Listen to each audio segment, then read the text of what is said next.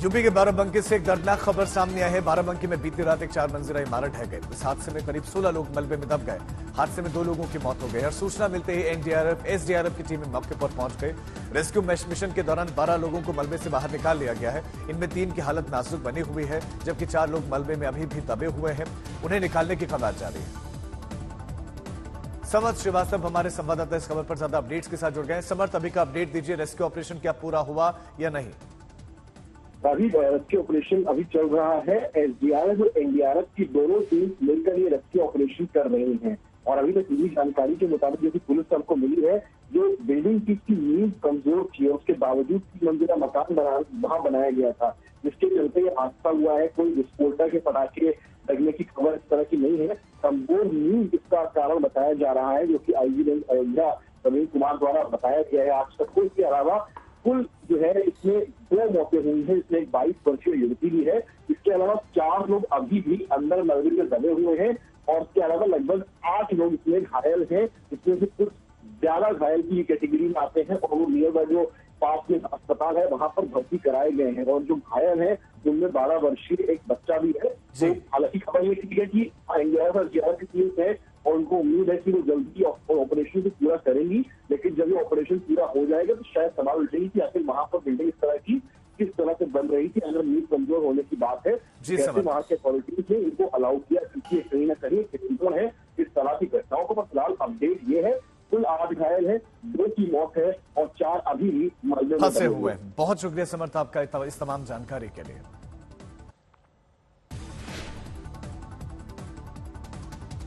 UP के बाराबंकी से ही एक और खबर है और विवादों भरी खबर है। योगी सरकार में राज्य मंत्री सतीश शर्मा लोधेश्वर मंदिर में पूजा करने के लिए पहुंचे और इस दौरान शिवलिंग के अर्घ्य में हाथ धोते दिखाई दिए। इस दौरान एक और मंत्री जितिन प्रसाद भी वहीं बगल में खड़े दिखाई दिए।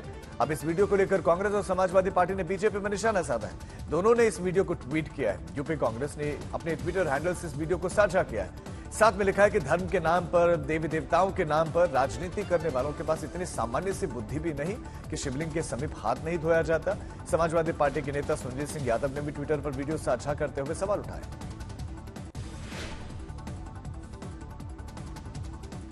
सनातन धर्म पर तमिलनाडु के सीएम के बेटे उदयनिधि स्टालिन, डीएमके के नेता, उनके विवादित बयान के बाद से सियासत में भूचाल सा आ गया है और थमने का नाम नहीं ले रहा है। गृहमंत्री अमित शाह जहां इसे भारतीय संस्कृति का अपमान मान रहे हैं, तो वहीं बीजेपी अध्यक्ष जेपी नड्डा इसे घमंडिया गठबंधन के सोचे समझे राजनीतिक रणनीति करार दे रहे हैं। दिल्ली बीजेपी आज उदयनिधि मारन के खिलाफ मोर्चा खोल रहे हैं और उनके इस बयान के खिलाफ दिल्ली में प्रदर्शन का ऐलान है।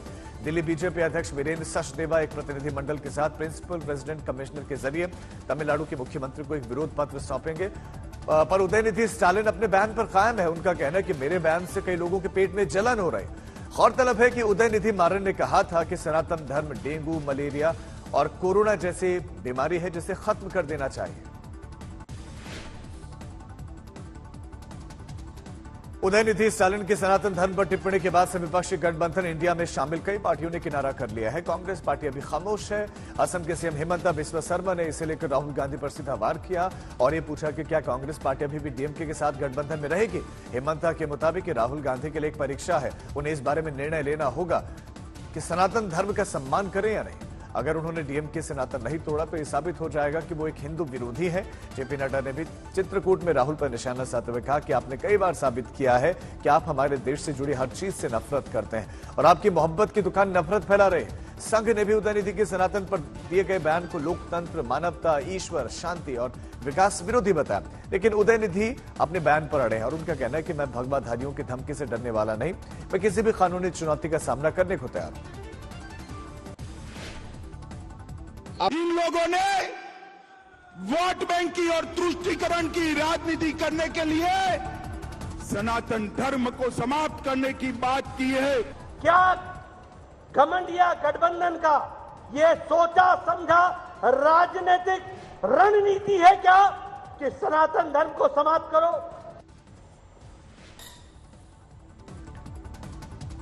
तेलंगाना, मध्य प्रदेश, छत्तीसगढ़ और राजस्थान जैसे 4 राज्यों में होने वाले विधानसभा चुनाव से पहले देश में 1 नेशन 1 इलेक्शन पर घमासान चढ़ा हुआ है और इसकी वजह मोदी सरकार का इसके लिए कमेटी का गठन करना और इस कमेटी की अध्यक्षता पूर्व राष्ट्रपति रामनाथ कोविंद कर रहे हैं, जबकि कमेटी के सदस्यों में गृहमंत्री अमित शाह, गुलाम नबी आजाद समेत 8 सदस्य हैं। कांग्रेस सांसद अधीर रंजन चौधरी भी कमेटी के सदस्यों में शामिल थे, लेकिन अब उन्होंने इस कमेटी से खुद को अलग कर दिया है और इसे धोखा बताते हुए हटने का फैसला लिया। वहीं कमेटी के एक और सदस्य हरीश साल्वे ने आज तक से खास बातचीत की और वन नेशन वन इलेक्शन पर गठित कमेटी को अभी बेहद शुरुआती कदम करार दिया और कहा कि इस पर बहुत विचार की जरूरत है।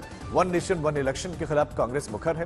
राहुल गांधी ने ट्वीट किया, इंडिया यानी भारत राज्यों का एक संघ है, एक राष्ट्र एक चुनाव का विचार संघ और उसके राज्यों पर हमला है। यूपी कांग्रेस अध्यक्ष अजय राय भी इसे संघीय ढांचे पर हमला करार दे रहे हैं।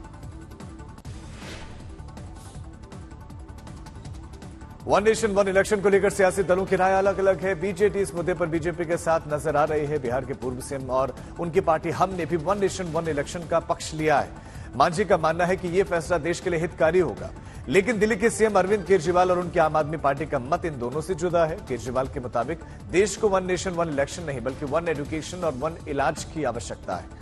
तमिलनाडु के सीएम स्टालिन भी वन नेशन वन इलेक्शन को साजिश करार दे रहे हैं, इसे तानाशाही रुख बता रहे हैं। स्टालिन के मुताबिक एआईएडीएमके इस प्रक्रिया में समर्थन में बलि का बकरा बन रही है। सीपीआई तो वन नेशन वन इलेक्शन को संवैधानिक ढांचे पर प्रहार मान रही है। उसने राष्ट्रपति से इसमें हस्तक्षेप की मांग करते हुए विशेष संसद सत्र बुलाने की मांग तक की है। मराठा आरक्षण में महाराष्ट्र सुलग रहा है और महाराष्ट्र में सियासत गर्म है। जालना में प्रदर्शनकारियों पर पुलिस या लाठीचार्ज के बाद मराठवाड़ा में तनाव बरकरार है। आज औरंगाबाद में बंद का आह्वान किया गया है। औरंगाबाद में इतने कड़े सुरक्षा के इंतजाम किए गए हैं। सीएम एकनाथ शिंदे ने जालना पुलिस लाठीचार्ज की जांच एडीजीपी से कराने के आदेश दिए हैं। एसपी पर एक्शन लेते हुए उन्हें अनिवार्य अवकाश पर भेज दिया गया है। खबर है कि सीएम शिंदे और डिप्टी सीएम प्रदर्शनकारियों के प्रतिनिधिमंडल के साथ मुलाकात भी कर सकते हैं और खबर यह भी है कि शिंदे सरकार के मराठा आरक्षण के मुद्दे पर भूख हड़ताल करने वाले मनोज जरांगे, उनसे बातचीत के लिए उनको बुलाया गया है। गौरतलब है कि शुक्रवार को जरांगे पाटिल को जबरन अस्पताल पहुंचाने के दौरान ही जालना में हिंसा भड़की थी। प्रदर्शनकारियों ने जमकर उत्पात मचाया था। यहां तक कि धुले सोलापुर रोड पर हिंसक भीड़ तितर बितर करने के लिए उन पर लाठीचार्ज करना पड़ा, आंसू गैस के गोले दागने पड़े। इस हिंसा में 45 पुलिसकर्मी जबकि कई प्रदर्शनकारी भी जख्मी हुए थे। हिंसा के दौरान 15 से ज्यादा बसों और कई वाहनों में आग लगा दी गई। पुलिस ने इस मामले में 350 से ज्यादा लोगों पर केस दर्ज किया। एक और जहां औरंगाबाद बंद का आह्वान है तो एमएनएस प्रमुख राज ठाकरे आज जालना और औरंगाबाद का दौरा करेंगे। शिवसेना यूपीटी भी मराठा आरक्षण पर जालना में लाठीचार्ज को लेकर मुखर। आदित्य ठाकरे ने इस पर सीएम शिंदे से इस्तीफा मांगा। आदित्य ठाकरे ने कहा कि जालना में जो कुछ हुआ वो हम सभी ने देखा है। लाठीचार्ज बहुत बर्बर रवैया था, ऐसा लग रहा है जैसे दुश्मन पर हमला किया जा रहा हो। ये संभव नहीं है। मुख्यमंत्री को सूचित किए बिना पुलिस ने लाठीचार्ज किया हो। राज्य सरकार को थोड़ी सी भी शर्म हो तो इस्तीफा दे देना चाहिए। बीजेपी ने भी जालना लाठीचार्ज का विरोध किया है और मुखर अंदाज में किया। बीजेपी नेता पंकजा गोपीनाथ मुंडे का कहना है कि मैं इस घटना की निंदा करता हूं और जिस प्रदर्शनकारियों पर लाठीचार्ज किया गया उनकी बात सुनी जानी चाहिए और घटना की विस्तृत और निष्पक्ष जांच होनी चाहिए। कर्नाटक में इन दिनों चुनावी राजनीति से संन्यास लेने वाले बीजेपी नेता केएस ईश्वरप्पा के बयान से खलबली मची हुई। ईश्वरप्पा ने कांग्रेस के सिद्धरामैया सरकार के खिलाफ बीजेपी के ऑपरेशन लोटस के संकेत दिए। कांग्रेस को धमकी देते हुए उन्होंने यह भी दावा किया कि 2024 के लोकसभा चुनाव के बाद किसी भी राज्य में कांग्रेस की कोई सरकार नहीं होगी। पीएम मोदी जिस कांग्रेस मुक्त भारत की चर्चा करते हैं, ईश्वरप्पा अब उस पर दावा पेश करने लगे और तरीका क्या होगा ये वो नहीं बताते, सिर्फ इतना कहते हैं कि वेट एंड वॉच। ईश्वरप्पा ने कांग्रेस को याद दिलाया कि वो कहती थी कि कर्नाटक में सरकार बनने के बाद बीजेपी के आधे विधायक कांग्रेस का रुख कर लेंगे, लेकिन एक भी बीजेपी विधायक अब तक कांग्रेस से हाथ मिलाने नहीं गया। कर्नाटक में ईश्वरप्पा भले ऑपरेशन लोटस के संकेत दे रहे हो, पर विधानसभा चुनाव में मिली खरारी शिकस्त के बाद बीजेपी में असंतोष बढ़ रहा है। मुखर विरोध की आवाज पूर्व सीएम जगदीश शेट्टार के भाई प्रदीप शेट्टार की ओर से भी बुलंद की गई है। प्रदीप शेट्टार की माने तो बीजेपी में फिलहाल लिंगायत हाशिए पर है और उन्हें दरकिनार किया जा रहा है, जबकि जरूरत लिंगायतों को नेतृत्व सौंपने की है। प्रदीप शेट्टार ने यहां तक कहा कि ऐसा नहीं होने की सूरत में ज्यादातर लिंगायत नेता जल्द ही बीजेपी से बाहर हो जाएंगे। शेट्टार ने बीजेपी के शीर्ष नेतृत्व तक आगाह करते हुए ये कहा कि अगर मोदी को दोबारा पीएम बनना है तो लिंगायतों को नेतृत्व देना होगा। हालांकि बीजेपी नेता बसवराज कुंडगोलमथ ने शेट्टार के इस बयान को दुर्भाग्यपूर्ण करार दिया है।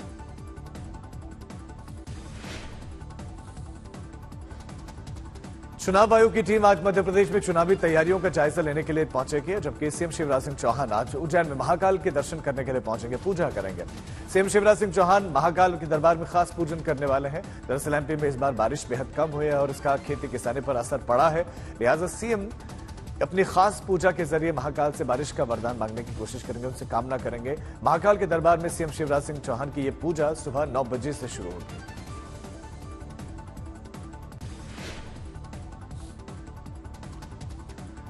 और अब हम आपको दिखा रहे हैं एक ऐसी तस्वीर जिसमें लापरवाही और बेबसी दोनों ही शामिल है। तस्वीर है देश की राजधानी और G20 का स्वागत को तैयार दिल्ली की। दिल्ली में G20 के मद्देनजर कई रास्ते बंद हैं और कई जगहों पर लोगों को जाम से जूझना पड़ा है। ऐसे में हमदर्द रेड लाइट पर अलग ही नजारा देखने को मिला। संगम विहार ट्रैफिक सर्कल पर जाम की वजह से एक ऑटो ड्राइवर ऐसा परेशान हुआ कि उसने ट्रैफिक नियमों को ताक पर रखते हुए फुटओवर ब्रिज पर ही ऑटो चढ़ा दिया। हैरानी की बात यह है कि एक शख्स धक्का लगाकर ऑटो ड्राइवर का मनोबल बढ़ा रहा था और फुटओवर ब्रिज पर ऑटो की रफ्तार पकड़ते ही उसमें सवार भी हो गया। लेकिन वीडियो वायरल होने पर पुलिस ने ऑटो ड्राइवर मुन्ना और उसके सहयोगियों को गिरफ्तार करके ऑटो जब्त कर लिया। अपने सफर में सावधानी की वो बोर्ड्स भी देखे होंगे कि दुर्घटना से देर भले। यहां यह कहा जाए तो गलत नहीं होगा कि ऐसी जल्दी से तो देर ही भली है।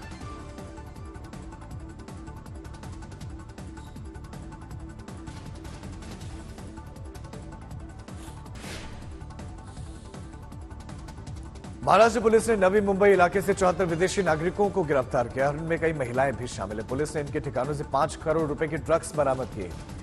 बताया चला कि ये सभी विदेशी नागरिक अवैध तौर पर रह रहे थे और पुलिस अब इसके बाद तफ्तीश कर रहे हैं कि इनका संबंध ड्रग माफियाओं से तो नहीं है।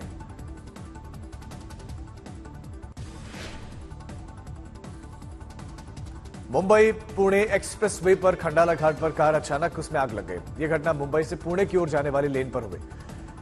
इसके चलते मुंबई पुणे एक्सप्रेस वे पर ट्रैफिक कुछ देर के लिए रोका गया और कार में 4 लोग सवार थे। कार से धुआं निकलते ही चारों लोग कार से उतर गए। इसके बाद कुछ ही देर बाद कार में आग लग गई। गनीमत रही कि चारों कार सवारों की जान बाल बाल बच गई।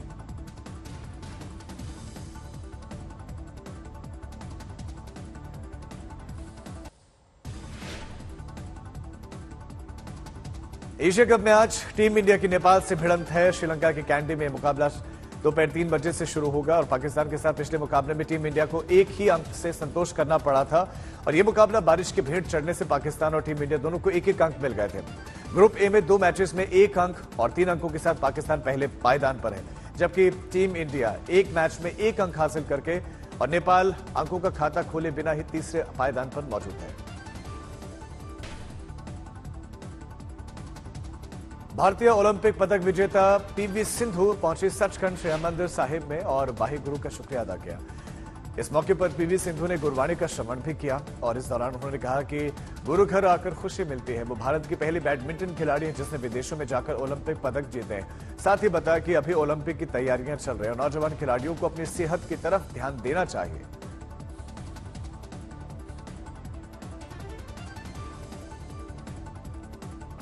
पीवी सिंधु स्वर्ण मंदिर में पहुंचे जहां पर उन्होंने माथा टेका, जहां पर उन्होंने गुरबाणी का श्रवण किया और स्वर्ण मंदिर परिसर में काफी देर तक पीवी सिंधु रही। यहां से उन्होंने युवाओं को मोटिवेट किया। ये कहा कि खिलाड़ियों को अपनी सेहत की तरफ ध्यान देना चाहिए। नौजवान जो खिलाड़ी हैं उनको ध्यान देना चाहिए। उन्होंने साथ ही बताया कि उनका आने वाला लक्ष्य क्या है। उन्होंने कहा कि वो अपनी तैयारियां कर रहे हैं और उनका मकसद है ओलंपिक में एक बार फिर से भारत का प्रतिनिधित्व कर भारत का सिर अंतर्राष्ट्रीय फलक पर गर्व से ऊंचा करने का, गोल्ड मेडल लाने का। पीवी सिंधु से बैडमिंटन में देश को बहुत उम्मीदें हैं। इससे पहले जब वो जिस भी टूर्नामेंट का भाग बनी है उन्होंने बहुत अच्छा प्रदर्शन किया है।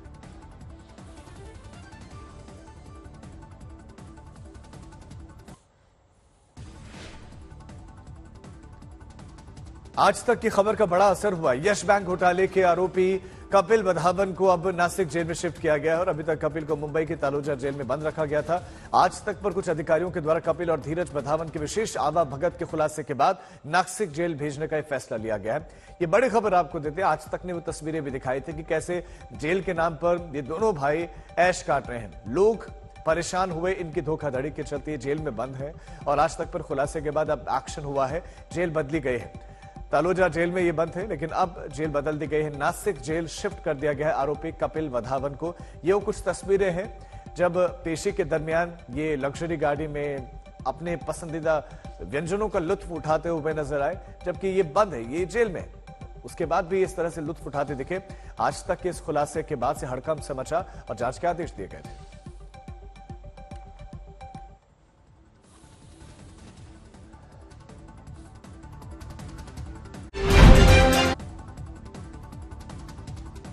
स्पेन में मूसलाधार बारिश हो रही है। मूसलाधार बारिश के चलते वहां पर कई इलाकों में मुश्किलें पड़ गई हैं। हालात क्या है, तस्वीरें बयां कर रहे हैं। यहां पर वेलेंसिया में आसमान से ऐसी आफत बरसी कि जमीन पर हाहाकार सा मच गया। तेज बारिश के चलते पूरा शहर पानी में डूबा हुआ है। नदियां उफान मार रहे हैं, लहरें मारते हुए लहरें सड़कों पर बहते हुए नजर आए हैं। एक बड़ा इलाका पानी में डूबा हुआ है। बाढ़ के चलते लोगों का जीना मुहाल हो गया है। बेबसी हर ओर नजर आ रही है।